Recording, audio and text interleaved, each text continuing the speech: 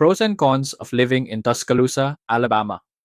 When evaluating Tuscaloosa as a place to live, it's vital to balance both strengths and trade offs, especially with real numbers in hand so you can decide based on facts rather than impressions. One of Tuscaloosa's clearest advantages is its housing affordability. With a median home price around $285,000, home ownership here is significantly cheaper than the US median, and effective property tax rates near 0.45% of assessed value create lower ongoing costs. Rental housing, where a two-bedroom apartment rents for about $1,250 to $300 per month, also skews below national urban averages. The local cost of living index sits near the US average, but lower housing, transportation, and healthcare costs frequently give residents more discretionary income compared with higher cost metros. An average one-way commute of about 23 minutes further reduces daily expenses and time lost in traffic. Tuscaloosa's job market is anchored by large and stable employers. The University of Alabama employs more than 11,000 people, and other major employers include Mercedes-Benz US International, DCH Regional Medical Center, Tuscaloosa County Schools, and industrial employers like Warrior Met Coal.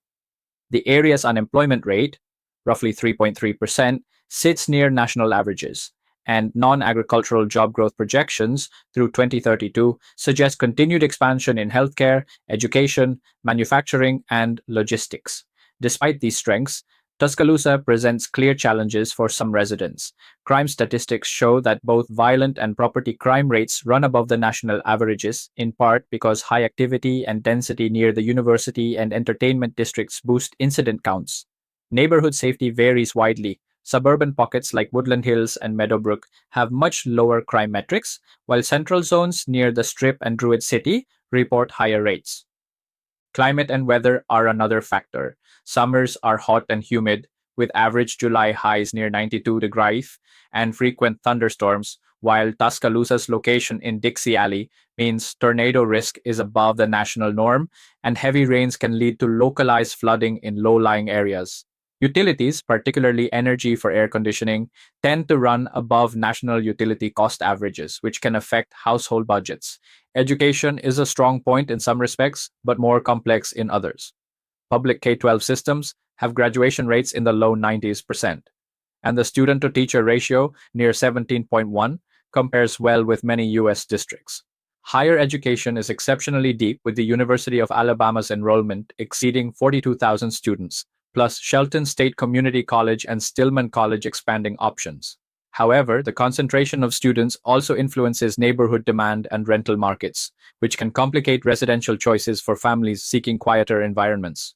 Transportation is typical of a mid-sized southern city.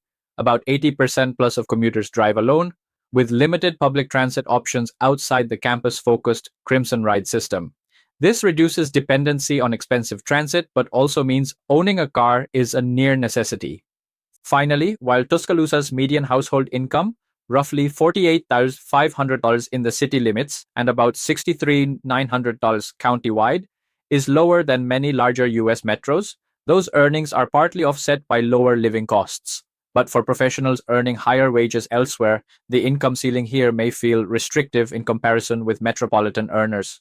In summary, the pros for people moving to Tuscaloosa include affordable housing, reasonable commute times, solid employment anchors, and a vibrant cultural and educational landscape.